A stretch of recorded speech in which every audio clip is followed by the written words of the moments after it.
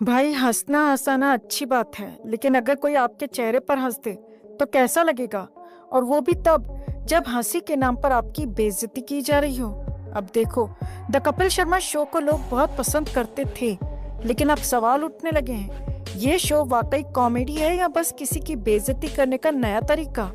अब ताज़ा मामला देख लीजिए। रागिनी खन्ना शो पर आई, लेकिन उन्हें एहसास हुआ कि यहाँ उनकी एक्टिंग नहीं बल्कि उनका मजाक ज्यादा उड़ाया जा रहा है। और ये कोई नई बात नहीं है। इस शो में जब भी कोई लड़की आती है उसे या तो ग्लैमरस शोपीस बना दिया जाता है या फिर किसी की फ्लर्टिंग का शिकार। अब भाई कॉमेडी एक आर्ट है, लेकिन जब ये मजाक से मजाक उड़ाने में बदल जाए तो दिक्कत वहीं से शुरू होती है।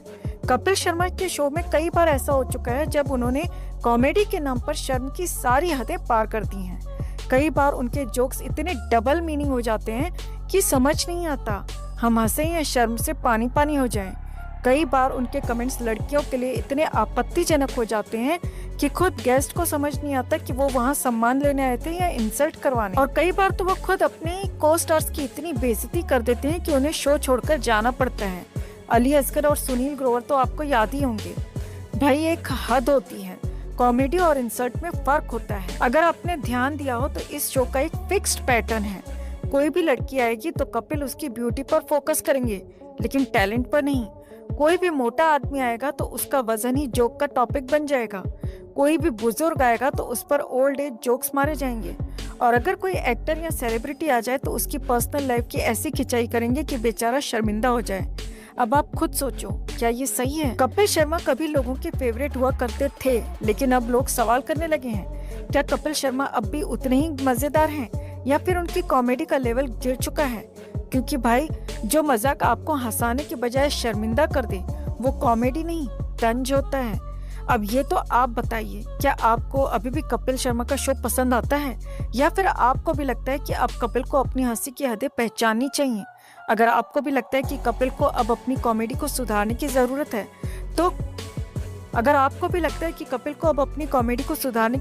है तो वीडियो को लाइक और शेयर कर अपना प्यार और सपोर्ट ज़रूर दिखाएं और कमेंट में इसे लेकर आप भी अपनी बात, अपनी राय ज़रूर रखें। अमिताभ रेखा की सीक्रेट मुलाकात, क्या 44 साल बाद फिर जाग उठा पुराना प्यार? जया बच्चन को लगा सबसे बड़ा झटका, बिग बी ने कह दी ऐसी बात जिससे सब रह गए सन। जी हाँ, बॉलीवुड के इतिहास में अगर किसी लव स्टोरी ने सबसे ज्यादा सुर्खियां बटोरी हैं तो वो अमिताभ बच्चन और रेखा की अनकही मोहब्बत है। एक ऐसी कहानी जिसका कोई ऑफिशियल एंड नहीं हुआ, बस समय ने इसे ठंडे बस्ते में डाल दिया। लेकिन हाल ही में जो खबर सामने आई है उसने फिर से इस भूली बिसरी कहानी को जिंदा कर दिया है।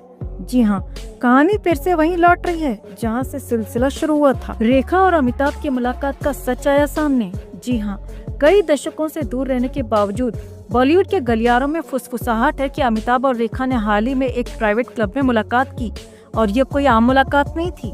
सूत्रों के मुताबिक अमिताभ बच्चन एक सीक्रेट इवेंट में पहुंचे थे जहां गिनी चुनी हस्तियां मौजूद थीं।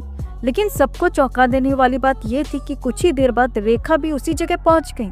पहले तो लगा कि ये संयोग है, लेकिन उनकी बॉडी लैंग्वेज ने इशारा कर दिया कि दोनों पहले से इस मुलाकात के लिए तैयार थे।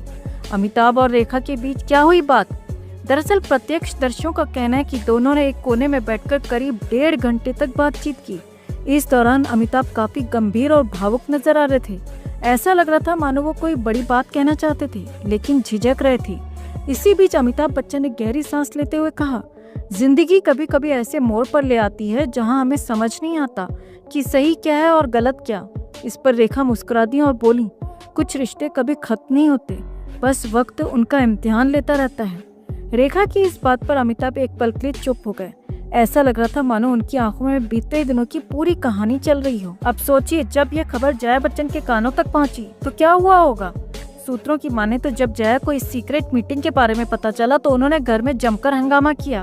अंदरूनी रिपोर्ट्स के मुताबिक उन्होंने अमिताभ बच्चन को साफ शब्दों में अल्टीमेटम दे दिया है, अगर दोबारा रेखा से मुलाकात की तो मैं वो राज खोल दूंगी जिससे तुम्हारी इमेज बर्बाद हो जाएगी।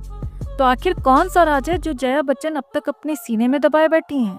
क्या जया को डर है कि अमिताभ और रेखा की पुरानी मोहब्बत फिर से जाग उठेगी? अब इस खबर के लीक होते ही सोशल मीडिया पर बवाल मच चुका है। कुछ लोग इसे पुराना प्यार फिर से लौटने की कहानी बता रहे हैं तो कुछ जया बच्चन को इस रिश्ते में सबसे बड़ी बाधा मान रहे हैं। ट्विटर और इंस्टाग्राम पर फैंस के कमेंट्स की बाढ़ आ गई है। एक फैन ने लिखा, अमिताभ को इस उम्र में ही सही, लेकिन जया जैसी जहरीली पत्नी से छुटकारा मिलना चाहिए। वहीं एक और यूजर ने लिखा, रेखा आज भी उनसे सच्चा प्यार करती हैं और अगर वो दोनों साथ आ जाएं तो बॉलीवुड का सबसे बड़ा प्यार फिर से जिंदा हो जाएगा।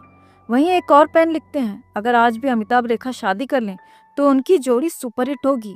वहीं एक अन्य यूजर ने लिखा, जया बच्चन सिर्फ अमिताभ की इमेज और पैसों के लिए उनके साथ है, जबकि रेखा सिर्फ प्यार के लिए।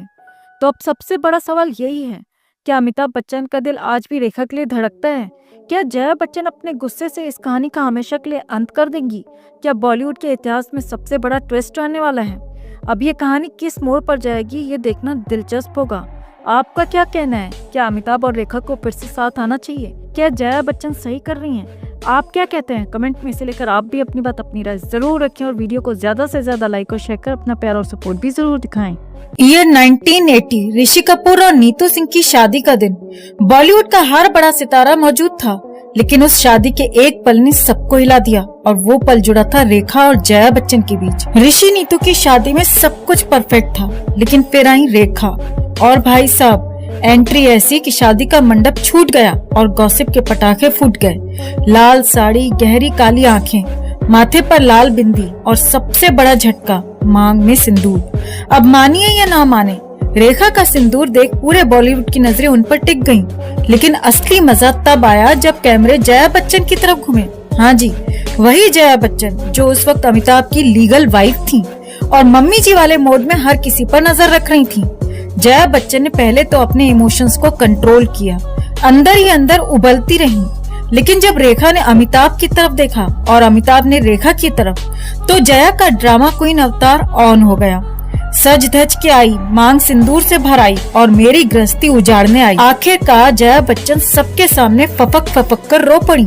अरे भाई, शादी का माहौल था, खुशी का मौका था, लेकिन जया जी ने उसे फैमिली ड्रामा बना दिया। वहाँ बैठे गेस्ट सोच रहे थे ये शादी हो रही है या कभी खुशी कभी गम का लाइव शूट चल रहा है। अब रेखा से जब इस सिंदूर की वजह पूछी गई तो उन्होंने क्या कहा, मैं सीधे शूटिंग से आई थी, सिंदूर का क्या है, शूटिंग का ही हिस्सा था। लेकिन जया बच्चन को लगने लगा था कि ये सिंदूर कहीं अमिताभ के नाम का तो नहीं, और बस उनका भरोसा हिल गया। लेकिन जया जी, रेखा जी ने तो कभी आपकी गृहस्थी उजाड़ने की कोशिश भी नहीं की। हाँ, गलती से सिंदूर लग गया, लेकिन ये बात तो आप भी मानेंगी कि आपकी ओवर एक्टिंग ने इस सिंदूर को बॉलीवुड का सबसे बड़ा मिस्ट्री केस बना दिया। अब सोचिए, इस एक सिंदूर ड्रामा की वजह से आज भी रेखा और जया बच्चन के रिश्ते में वो तलखी बनी हुई है। तो भाई, बॉलीवुड में रिश्ते बनते हैं, बिगड़ते हैं और कभी कभी सिंदूर की वजह से भी इतिहास लिख दिया जाता है। लेकिन जया बच्चन का रोना और ओवर ड्रामा हमें एक बात जरूर सिखाता है, असली एंटरटेनमेंट फिल्मों में नहीं, उनकी असल जिंदगी के ड्रामे में है।